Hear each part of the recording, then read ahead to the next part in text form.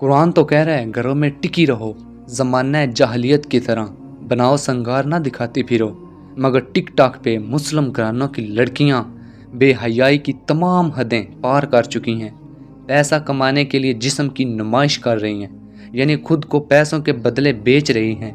याद रखो, कुरान पाक में हिकमत और तुम्हारी भलाई है। इस पर अमल करने वाली कौम कामयाब होगी। लेबरर बनकर आज़ादी का रोना रोने और फाहिशी बेहयाई को प्रमोट करने वाली कौम की बहनें, बेटियां और बीवियां भी ज़रूर इसका शिकार होंगी। इस निज़ाम में बेहयाई को आप आज़ादी का नाम देकर नस्ल तबाह ना करें। बेहयाई को आप टैलेंट का नाम ना दें। टिकटॉक, फेसबुक, यूट्यूब, इंस्टा जैसे ऐप्स पर जिस्म दिखाकर पैसे कमाने में और जिस्म फरोशी में कोई फ़र्क नहीं, ये जिस्म फरोशी ही है। अल्लाह करीम हमारी माएँ, बहनें, बेटियों की इज़्ज़त महफूज फरमाए और उन्हें हक़, सच और सीधे रास्ते पर चलने की तौफ़ीक अता फरमाए। आमीन या रब्बुल आलमीन।